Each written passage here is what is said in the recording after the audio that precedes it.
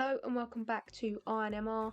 In today's podcast, I'm going to be previewing what is arguably the biggest game of the season so far. It's first versus third, Arteta versus Guardiola, Manchester City versus Arsenal.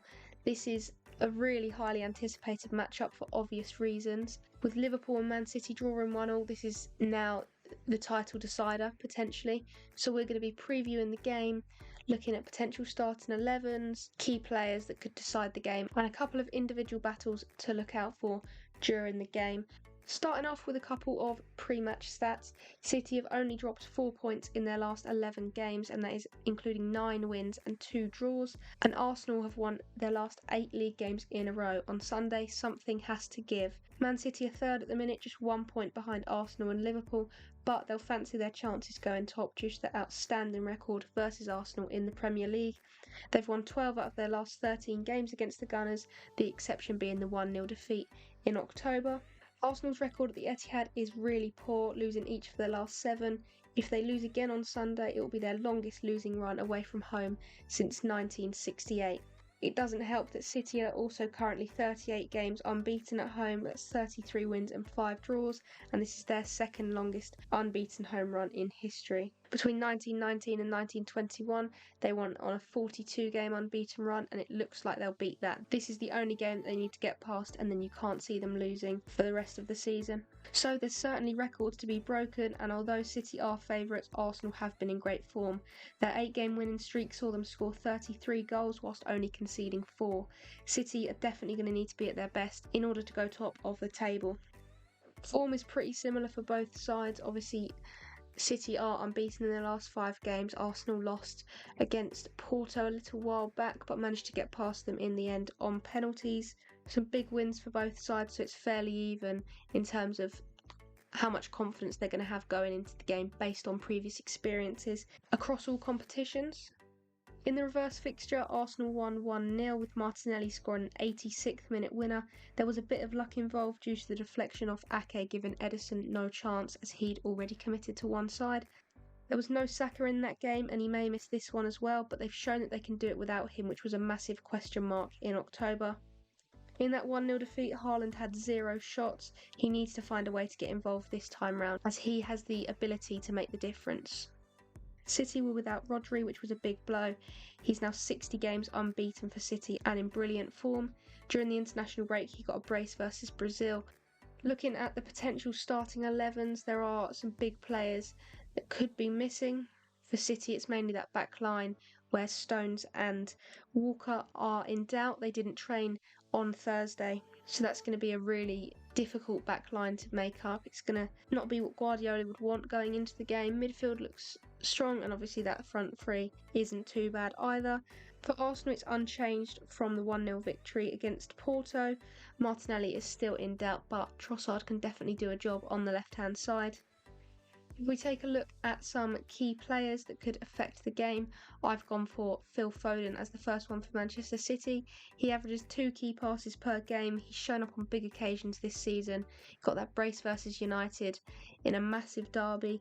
I think he only needs one opportunity to create something, and it could be a game-changing moment that he either scores himself or he sets it up. Another key player will be Ruben Diaz. He's been really reliable this season, and I think he's going to have the job of keeping Kai Havertz quiet. Although Havertz gets a bit of stick, it's not easy to defend against him. He is a difficult player to face. With an injury-ridden defence for City, Diaz needs to step up, but I do think he'll be able to do that fairly easily. And of course, you can't talk about Man City without talking about Rodri. He is the gold standard for holding midfielders across the world. As I said earlier, 60 games unbeaten, often pops up with a goal despite having a more holding role. So worst comes to worst, if the strikers are having a bad day, you can always rely on Rodri to potentially score a worldie right at the end. For Arsenal, I think Rice is going to be really key. If you have a look at his heat maps throughout the season, he is just everywhere. Very versatile, can play as a 6, as an 8, he can do it everywhere.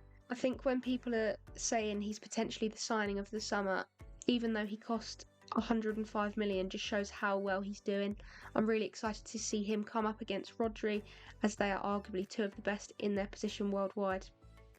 Kai Havertz is in really good form. He's had 5 goal contributions in his last 3 league matches, and as I said, Despite the stick he gets, he is a very tricky player to deal with on his day, and I think even if he doesn't get involved with a goal, he will be causing issues and pulling players out of position, running in behind. He'll just be a nuisance for the City defence.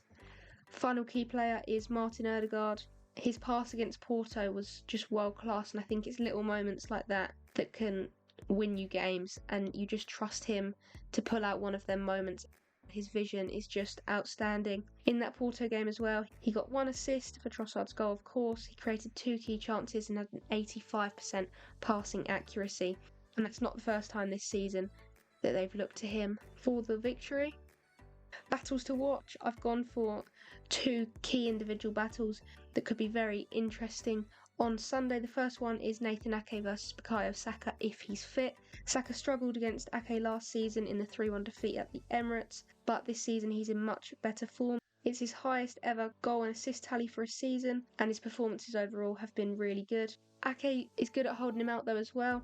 In 1700 minutes this season, he's only been dribbled past 5 times, which shows how good he is in a 1v1. If Saka is fit, I think Ake will definitely start at left back. Obviously, with the defensive issues, we could see him start at centre back.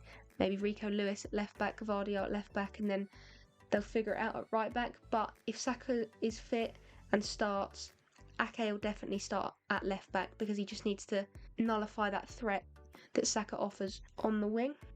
The other key battle, of course, has to be Haaland versus Saliba. In the 4-1 victory at the Etihad last season, Haaland got 2 assists and 1 goal. However, Saliba wasn't playing.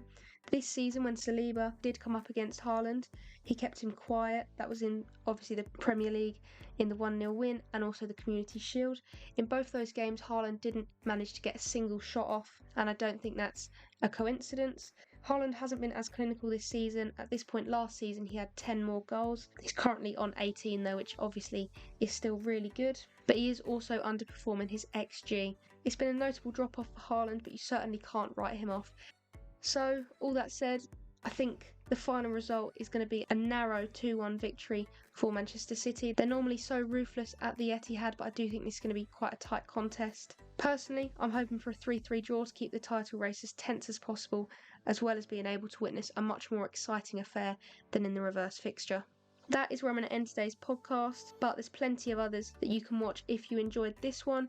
Earlier in the week, I analysed Jared Brentthwaite and his future in the England side, and for the Arsenal fans listening, I recently analysed the game against Porto and assessed Arsenal's chances in the Champions League this season. For extra content, be sure to follow INMR on Instagram and X, and when my website is back up and running, be sure to check that out too. Thank you very much for listening, and I will see you in the next one.